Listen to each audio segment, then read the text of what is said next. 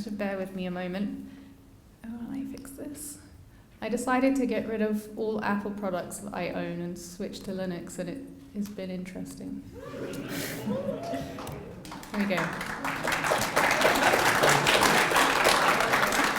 Okay. You can barely see my notes. So it turns out in Linux that you can't have two different resolutions on two different screens without Wayland. So I'm looking at a huge thing over here, but we'll see how we do. So thank you so much for the very kind introduction. My name is Sally. I'm at Justafish. Please follow me on Twitter because I'm having a competition with my partner because I really want to get more Twitter followers than him. It's like good cat photos and stuff. I've been doing decoupled sites since 2012, when everyone used to laugh at me. Look who's laughing now. As Mark mentioned, I helped start Contenta. I am the initiative lead, or one of the initiative leads for admin UI and JavaScript modernization, and I'm also one of the core maintainers for JavaScript in Drupal core. I'm an Apom from London, but big fan, so thank you so much for inviting me to Australia. Owen encouraged me to be sassy, so this is a relatively sassy edition. This is being recorded, so I can't give you a full sassy edition, but come speak to me afterwards and we'll see what we can do about that. So, how did this initiative start? In the issue queue, someone decided to open an issue about adding a declarative JavaScript framework into core. And the reason that people wanted to do that is they were having lots of trouble working with our current JavaScript ecosystem. So actually it's not really changed much since Drupal 5, still using jQuery. It's not cool. It's fine, it does what it does, but we're trying to build more modern things, and it's really hard to do those. So if you've ever seen the intro video for why Facebook built React, they talk about this problem where they had an unread badge on the messages and also down the bottom bar, and they were struggling to keep those in sync, which is why they built React.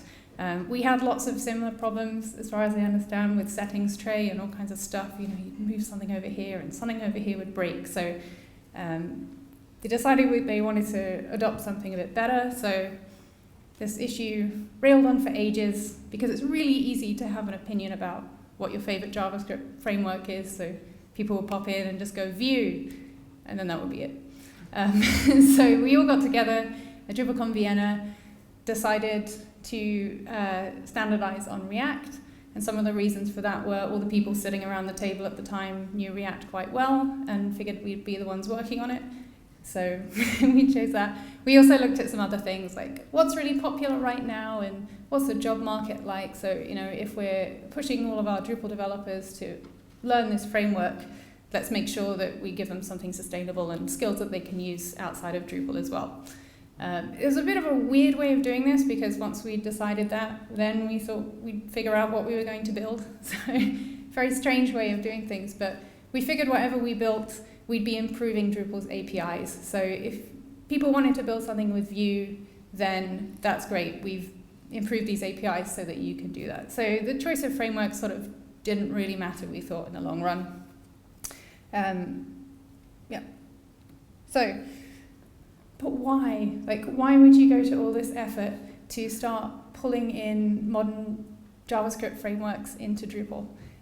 There's loads of other CMSs out there now, like Contentful, or Craft, all kinds of cloud CMSs and stuff. So why would we go through this big task of trying to retrofit Drupal with a modern front end?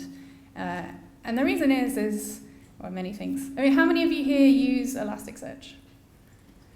Okay, and how many, keep your hands up, how many program Java every day? Okay, so it's completely possible for Drupal to just be another one of these services in this microservice world. You don't necessarily have to understand all the nuts and bolts of Drupal or PHP to actually have it be very useful for you. Also, we're solving lots of problems that other people haven't solved yet. So if you look at Drupal, we're doing workflows and multilingual and all kinds of complicated relationship building tools. And other CMSs don't really come close to doing that. And we've been around a really long time, and I think Owen's presentation just now said we might be a bit middle-aged, but I actually see that as quite a strength because we have a lot of collective knowledge amongst us about solving all of these content problems. So, you know, there is no one thing really, it's just kind of the vibe.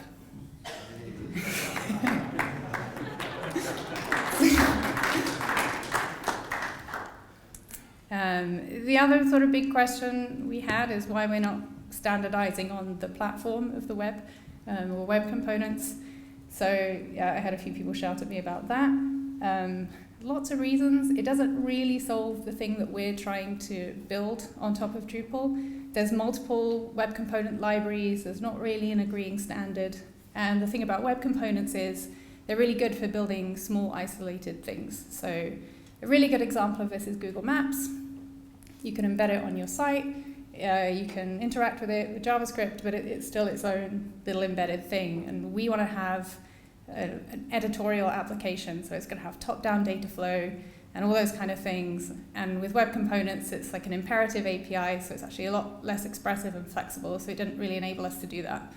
And the other thing is we actually don't really care if our WYSIWYG works with other CMSs. So like, yeah, it's nice to have a generic WYSIWYG component that you can plug into a bunch of CMSs, but we just really want to make it great for Drupal. So we went to build a prototype or two. We decided we'd build 2 prototypes. The first thing was the database logging page, and we did that because it's really isolated. So that was quite easy to build, it turned out. We had a missing API, so we put all of these inside a little support module, which I'll show you shortly. The reason we're doing that is because we know that JSON API is going into core in the next release, unless something horrible goes wrong. But there's still lots of stuff we need to push in as well. So we're just kind of letting that go through. We're just going to shove as much stuff as we need inside our support module. And then when we're ready, we'll start trying to push that into Drupal, because you all here contribute to Drupal core, of course. And so you know it can be actually quite slow to start getting these things through, and we want to move a little bit faster. The second thing we tried to build was the permissions page. That was a little bit trickier, again, because of missing APIs, and this was like my favorite missing API example. And it's very tiny, but let me see if I can zoom in, if I could find my cursor. Oh, so good. There we go. Okay. Does that work? Oh, hey, there we go. Okay, so this is the permissions page. I'm sure you're really familiar with it. If we go over here, you might know that permissions are saved as entities. Goodness, there we go. Permissions are saved as entities. So if you hit some of Drupal's APIs to try and get permissions out, this is actually the data that you're going to get. We can tell you what permissions are assigned to what roles, and that's kind of it. You might think that's actually quite useful, but it's not really useful if you're building an admin API. Oh my goodness. Ah. Okay, maybe I'll use a Mac next time. I don't even know how to get out of this now. Can anyone even see my cursor? Open source is so great. Oh wait, oh I see it. Okay. Oh my god, all right. I'm not gonna zoom in again, because no. Okay, but you have to just look at the one on the very right-hand side there. So that's the permissions that we actually need. We need to get a list of permissions, even though things might not have actually been saved for any of those permissions. So we had to try and start filling all these gaps in with Drupal's APIs. You turn on JSON API, you get access to editable entities, and for most people that's absolutely fine. But it turns out most people haven't actually tried to build an admin API with that yet. So those stuff's been interesting. The other thing we found out, the other thing we discovered was that progressive decoupling was kind of boop. So one of the first versions we did with this, has anyone built a progressively decoupled site? Yeah, a few. So I've done it in the past, msnbc.com. It should still be running it if you go there. It uses lots of like AngularJS version 1 progressive blocks everywhere. And for at the time, I think it was pretty good. Problem is that each kind of thing we start to embed within Drupal becomes its own little separate app. So there's no sort of cohesive application going on there, which is exactly the problem we wanted to avoid with, say, using web components. And the other problem is now we start to mix it in with all of Drupal's existing JavaScript and all of Drupal's existing front-end stuff. So, you know, if a React developer comes along and we say, hey, Drupal's really easy now because you can use React. And in the same way that we said to Symfony developers, hey, we've got Symfony now, so you'll definitely understand Drupal. It will be really easy. But it turns out it's not as easy as that. So we can't really say to them, we use React, but you have to learn the entire front end. Please install PHP, here's Twig, and some functions, and have fun. That isn't really the developer experience that we want to give them. And then also we say, by the way, jQuery is embedded on the page, and these things might react with each other, and it could all go horribly wrong. So we decided we didn't want to do that. And the other problem is we couldn't take advantage of some cool stuff that you could do if it's one encapsulated application. So if I say Ajax routing, hopefully you'll know what I mean. Let's see if I can play this. Is that moving? Okay, so you've probably seen this. You know when you like click around a site, if you pop open DevTools and look at the network tab, that's not moving at all, is it? Oh well. So what that animation should be doing is clicking around this site, and you'll see lots of XHR requests happening as you move around. So it's not doing these big full server round trips. And that can make your page really, really fast, especially if you're on slow connections on mobile. It can make it really good to get around. So if we're using a single page application, we can take advantage of doing things like that. So we decided to do a fully decoupled application. And then we came up with kind of 3 guiding principles for how we wanted to move forward. So one is to simplify. We want to craft a redesigned, modern administrative experience for Drupal with the aim to make it more approachable for content authors using React to build it as a single page application. The second is to modernize. We want to make the JavaScript developer experience as familiar as possible to existing developers. One really big thing we've done for this is, how many people have tried React? You just stick your hand up. Okay, keep your hands up. Did you use Create React app to do this? A few. Okay, so our application is built on top of this thing called Create React app, and it's a project from Facebook. If you want to just try React out, I'd highly recommend doing it. The reason is it masks all the complicated JavaScript tooling. So if you've ever tried to get into this stuff, it's really hard because like, well, first you need to get a transpiler, and then you have to like have all these plugins, and React doesn't really do much by itself, so you've got to get all this other stuff on the page, and then you've got to build a bundle and have it appear on your browser, and by that time this person's like, there's so many words here, I don't know what's going on. So CRA kind of hides all of that. It's also really nice because we don't have to maintain it. So great example of this was a few months ago, we couldn't decide if we wanted to add Flow or TypeScript into our project, and that will give us typing. And we couldn't decide which one to use. We would have had to change the way we did our build slightly to do it. So we decided to not think about it for a while. And then a few weeks ago, Create React app got TypeScript support, so we just upgraded, and then suddenly we could start using TypeScript in our project, and none of us had to do anything or maintain any of it, so we are very, very happy with that. The other thing is, it's got about 1 billion stars on GitHub, and so people are generally very familiar with it and the way the application's laid out. So if we say to someone who's come out of a JavaScript bootcamp, hey, here's our admin app, go and hack on it, it should look very familiar to them. And then the third is to embrace. Throughout, we want to embrace the workflows, tools, and practices familiar to our existing JavaScript developers, with the aim to bring more of these people into the Drupal community, both as users and contributors. So that plays into the CRA stuff, but also we do all of our development on GitHub. We use Slack a lot, I think everyone does now. That was quite contentious. We do all of our meetings in Slack. They're asynchronous, so we can try and have as many people join in as possible. Does anyone here not use GitHub for work? And who does use GitHub?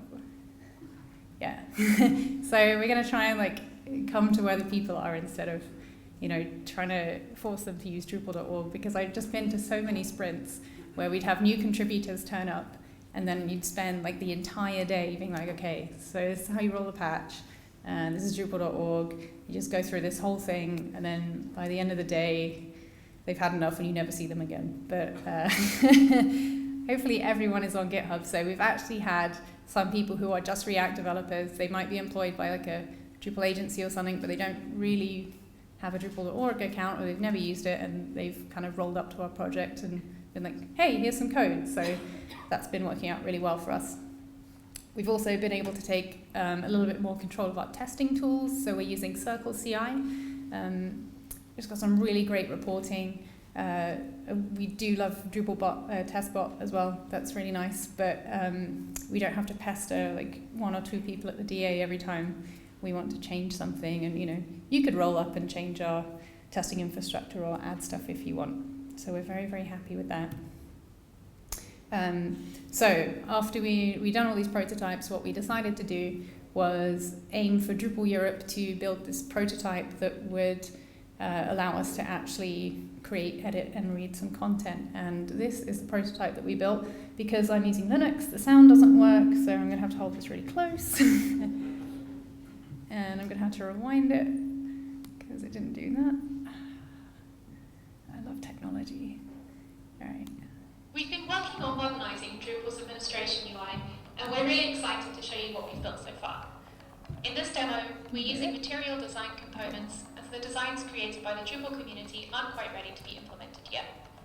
I'm currently using the new admin UI on Drupal's demo food magazine website, Umami. Here's the content listing. Changing pages happens quickly because there's no page load when moving to the next page. Our food magazine is open for guest recipes, and it seems like there's some spam we should delete. I'll first filter the listing to only include recipes.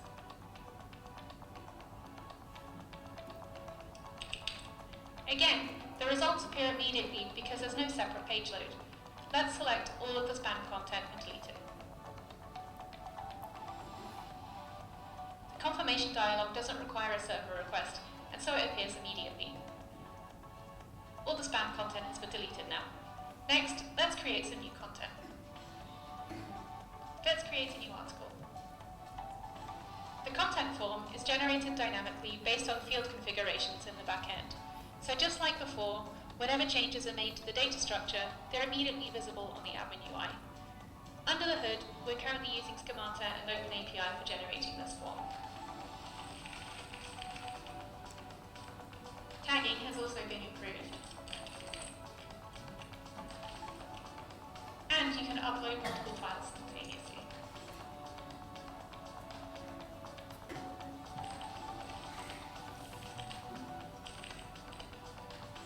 We were able to implement this thanks to Drupal core REST file upload endpoint, which was introduced in Drupal 8.6. We've also added auto-saving of changes. If you get disrupted whilst creating or editing content, the application suggests retrieving the changes when you get back to the form. Let's navigate back to the content listing to make sure that my colleague didn't already create this article. Seems like the content wasn't created yet, so we can go ahead and create it. My changes have been retrieved, and now we can save the article. Here's the created content. We've implemented the new UI in a way that pages can be replaced gradually. See how it fell back to 7 when I navigated to an unsupported page.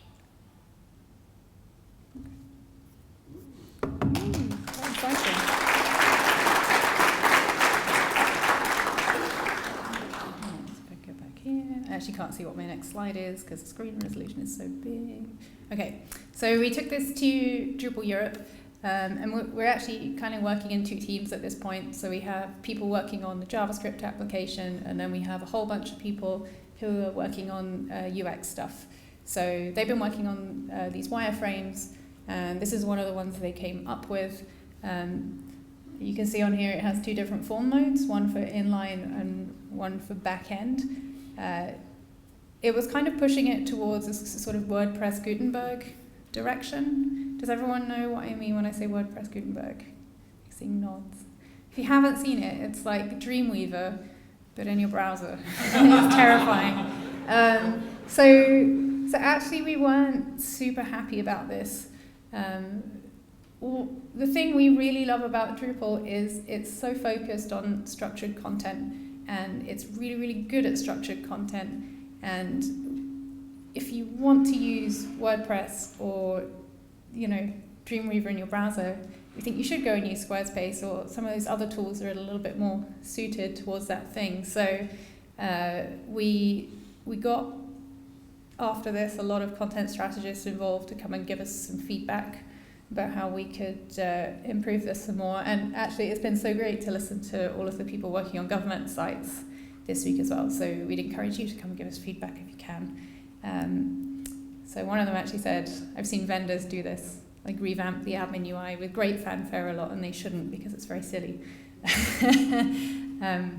So like WordPress is so great at blogging because it's been like riffing on this one same content type for about 15 years. And it's actually very difficult to build a good editorial experience that's fundamentally much different from what we have now without being able to tailor it towards very specific content types. And that's actually one of the things that Umami is really good for, the recipe magazine, because we can come in and customize it and say this is what your editorial experience could look like. So I think one of the focuses we want to have is we're not necessarily going to provide you with anything super different. So what you saw there is like way easier to use than Drupal's current administration UI, but like fundamentally it doesn't do anything different. But what we do want to do is provide you some better tools to create those custom admin UIs that you want to build, because only you know what your clients actually want to do. The other thing we discovered was that everyone really loves paragraphs. So who here uses paragraphs? Wow. Okay, I love giving these talks and just asking like what people are using, because it's a really good gauge. People definitely want some paragraph stuff, and we found people using it for two things. As one, they actually want fieldable fields. We didn't really find people using it so much of like, here's 8 body fields and just shove stuff in. Is anyone doing that? You don't have to put your hand up. Come speak to me afterwards. So it was that, and then to just like give editors like a tiny bit more control over the order of their structured content, but still within that, it would still be quite set out. So we're going to start looking at some ways to have some kind of paragraphs functionality in core. We've been chatting to the layout builder team a little bit because they're sort of trying to move custom blocks towards that. But I think right now that's a bit of a sidetrack for us because we want to focus on getting these core elements done. And again, it's okay that Drupal doesn't have to be for everyone, and I think it's okay if we're not just like growing constantly and we want to eat the entire world and build everyone's website. I think it's good to have some focus on the kind of people that we want to build websites for, and for me that's people who want to have these like highly structured websites. The other thing that sort of happened in the meantime, because we had a lot of pressure with this Gutenberg thing coming out, people are going to think that Drupal, it already looks pretty bad in the admin UI, so when Gutenberg comes out, people's expectations are going to be even higher, and then this happened. So the accessibility team lead resigned, and I think it's got to the point now where they're just going to release Gutenberg, and it's completely inaccessible, and they don't really know how they're ever going to fix it. Especially as it's actually really great to have lots of government people here, because I think that is just not feasible, or at least in the UK government, we have to make sure that things have to be accessible. It's by law. It sort of says it's for the user, so it's a bit ambiguous about who the user is, but if these tools aren't available for people to enter content as well, I don't think that's okay. So we want to stick to some of the gates we have in core around accessibility. We don't want to lose those really good things. So what we've been doing now is, apart from engaging with more content strategists, is we've been running these usability tests. So there was a blog post Pixel Whip recently posted, or Suzanne Dergacheva. It's on Evolving Web. I'd love you to all go and read it and come and tweet at us what you think. So we compared Contentful, Craft CMS, Squarespace, and WordPress together. So we got lots of people with some editing experience to come and try and do very similar tasks across all of these CMSs, because all the usability studies we have are about 10 years old. So there were two things that were pretty interesting to me from that, and I'll just read you those quotes, is that one sticking point was the preview. The WordPress Gutenberg UI looks so much like the front end of a site that users are surprised or disappointed when they realize that the theme enabled on their site looks different and perhaps less good.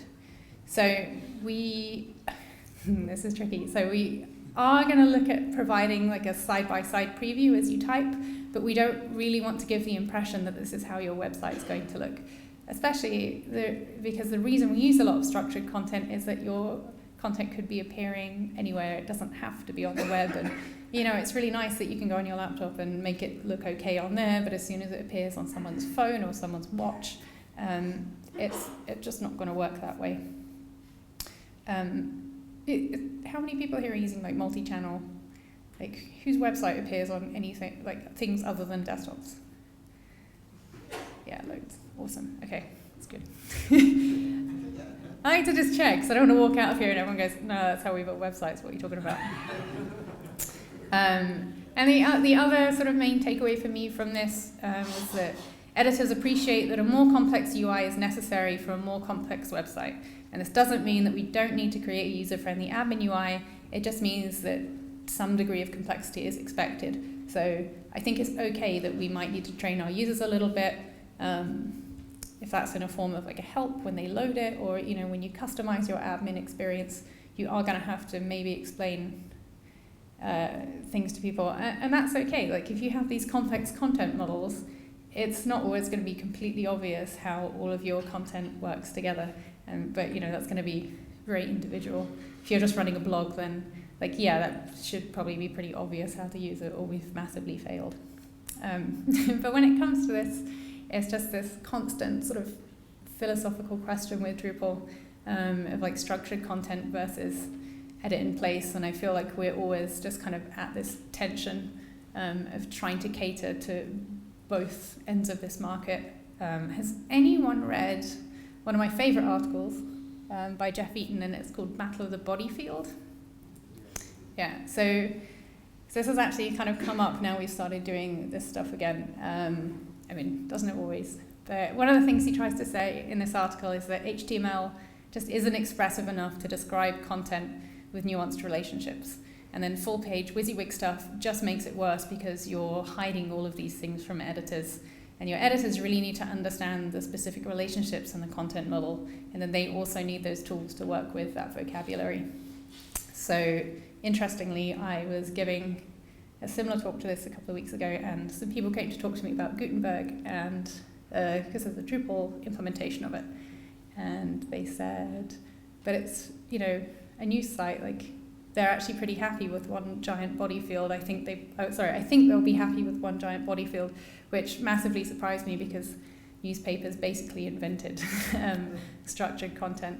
And I think they would be quite horrified to see everything in one body field. Is there any newspaper people here?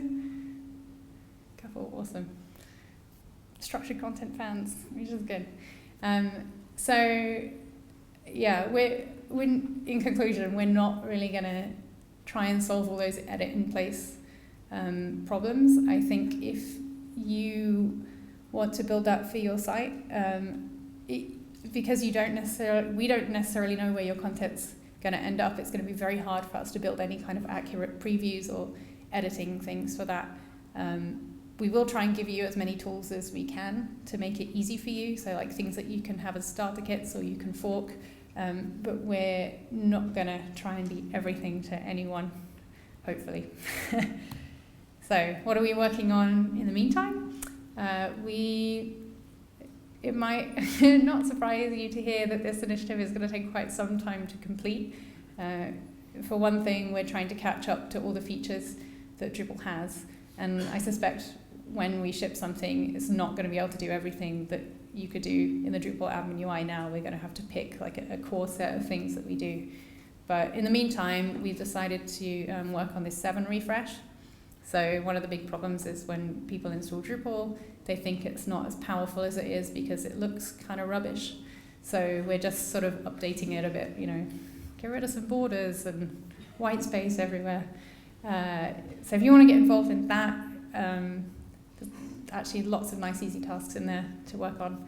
But the work we're doing for that is actually going to eventually feed back into our admin interface. So you can see the style guide here. This is kind of what we're hoping to use eventually. So we won't stick with that material UI forever. And then the other thing we just started working on, contrast so bad, sorry, is extension points. So one of the major bits of feedback we got from Drupal Europe, we asked if we ship this now, would this be useful to anyone? And everyone said no, because we can't add things to it. So we're just trying to figure out how you can add things to it. And I had a demo video, but I thought I would live dangerously and actually show you instead. So we'll see how that goes, because my laptop's been so great so far that I can't even exit out of this. Okay.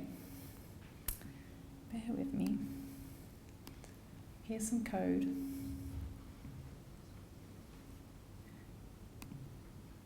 Oh, great.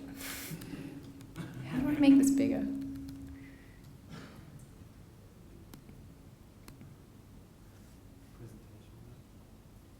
Yeah, but I need to move between files.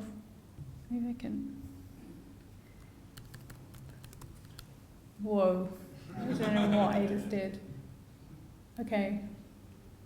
Let's see if that works. I always like to joke that like my job, like I get to code a lot still, but mostly I sit on the phone going, but why? And so that like I just want to touch some code, so I feel like I'm still a real developer. So let's see if this works. So what I'm going to show you is 2 ways that you can extend right now. This is actually trying to extend the options button widget that you can use right now. So if this were packaged as a module, it would come with the options widget module, which is actually gives you that select drop down. So if I were to, it's useless. I don't know how to get out of this. Hep.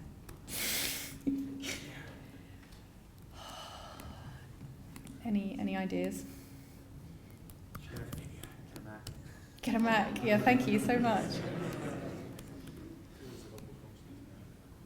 It's just, what even is this? I'm in some like a zoomed in mode and I don't know how to get out of this zoomed in mode. Does anyone know? Does anyone here use Linux, or is it just me that's the idiot? One person. Cool. Yeah, I'm the idiot. Do I want to? No, I don't want to exit WebStorm. Which Linux distribution? It's Kubuntu. Escape. I've definitely tried Escape many times.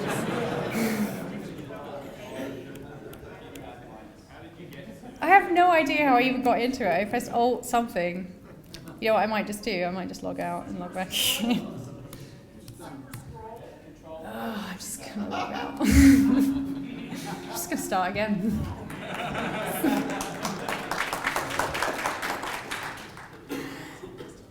I have a coworker who was like, you know, I'm fully into open source, so I'm, oh my god, it's stuck in this mode. You running KDE? Yeah. Yeah. Control Alt keypad. Yeah. Is it? Actually, Rob on Go, GNOME. Oh, no, I like KDE. Anyway, I have this coworker who was like, no, I'm going full open source. I'm literally going to turn it back off and on again because I really don't know how to get out of this. So I'm definitely moving to Linux. And he straight armed his laptop into the wall about 2 weeks later. It was quite impressive.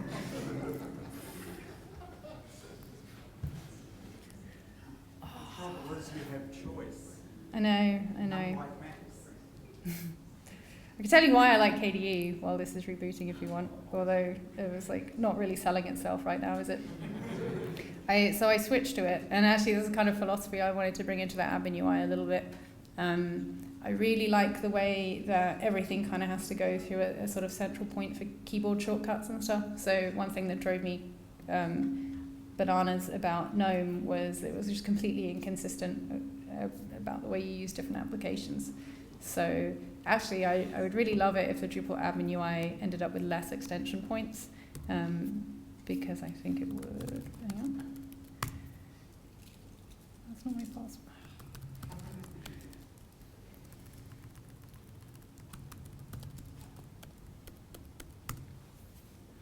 I have to unencrypt my hard drive now because I have to have that encrypted too, which is great.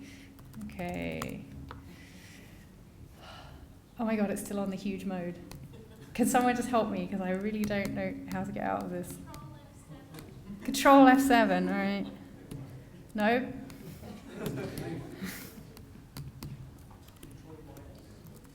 Control minus. No. Control 0. No. Control 0 escape.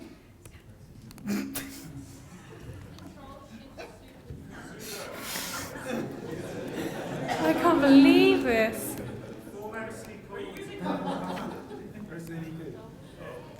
Well, you got that back. Okay, you know what? I'm just going to show you the video because clearly this is not going well, and this is why I have a backup video. Except now I've got to actually start reveal. Can you go control minus minus minus? No? Yeah, but that doesn't stop the screen moving around. That's supposed to But now it's even worse. be. Sorry, I'll be no. I'll figure this out a bit. Okay, well, let me just play you my video because, backups are great. Oh, awesome. Kill me now. Alt scroll wheel. Hang on. Yeah, it doesn't work either. Oh! It's even worse. It won't let me go the other way. Oh, what? You might never be able to use this computer again. I know. I'm just going to have to reinstall this when I get back. Okay. There was 100% off the I hope my partner never sees this because he's just been teasing me so much about it. Oh, God. Okay. Well, let's try and play this video. Is it on your computer? Yeah, it's on my computer. It's alright. So we can get it off. Yeah.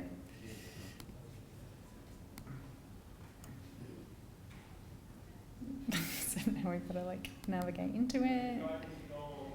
Control Alt T. Yeah, it didn't work. But thanks. Alright, so here's the video. Now we just have to make it small enough that you can actually see it. There we go. DLC. Oh, I'm never going to get hired to speak again. This is terrible. If we're like, you can come speak at a conference, but only if you bring your Mac. I just don't even know how to drag the video over. Oh, there we go. Okay. Yay. See, I backed it up. So professional. All right.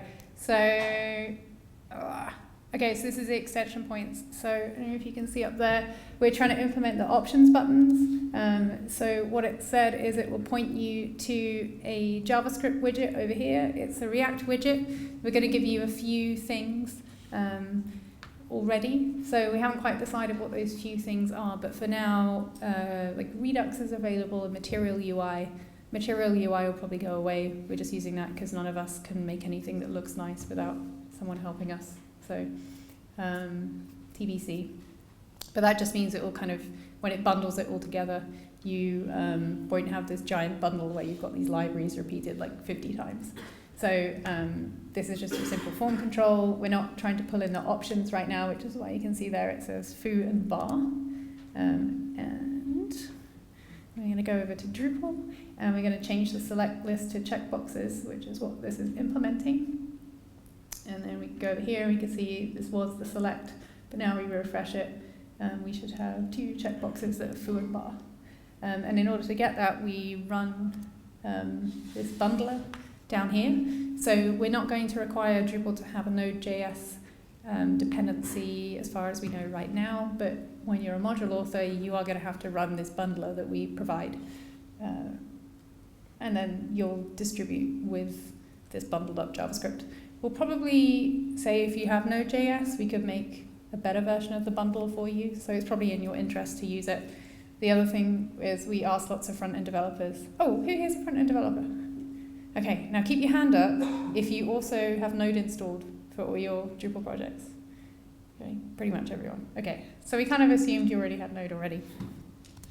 So that's one way of doing things. So this will just show you on adding an extra option, and then we run the extension points bundler, and there's our new option. So eventually we'll actually connect that up so it reads proper things.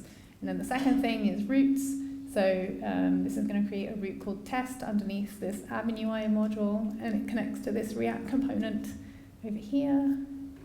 So that lives over here. You can't see it, but it is actually inside the application shell. So we can change that to say hello Drupal South. Pretend I'm typing and doing this live. Run the module bundler again. And then that will be your new page. I wish you could, oh, no, there you go, you can see the slide. So that's how you could add your own routes and stuff in. We're looking at other ways to extend it as well. This is just kind of our first baby steps. So if there's anything in particular that you want to come and extend and work on, you can. I'd show you the slide for how to get involved, but maybe I can. Here we go. This is so great. Okay, so there is a Slack channel, 2 Slack channels in Drupal Slack. One called JavaScript if you want to come and work on the app stuff, and then there's the admin-UI channel if you either want to work on the 7 refresh, or if you want to come and do the UX studies and all the design planning for the JavaScript app. And I really love lots of people here to come and join that, because I think you have lots and lots of knowledge that you could share with us. So we do have this Slack meeting that I just realized this week is at like 5 a.m. your time. So I will try and change that, or we'll try and do some kind of interleaving time zone that so you can all join in. And we have 2 GitHub links that you can't see, but it's github.com/jsdrupal. So it's, I think it's the pinned repo at the top. It's like Drupal-admin-UI. There's like a one-liner composer install. So you just chuck that in, and you will get a full install of Drupal and then the bundled admin UI, so you can basically recreate the demo that I showed you earlier there straight away from your laptop. And by the end of tomorrow, we might even have a Docker container. Can't show you the last slide either because that's messed up. I think it was just a shrugging emoji. Who knows? Cool. Thank you.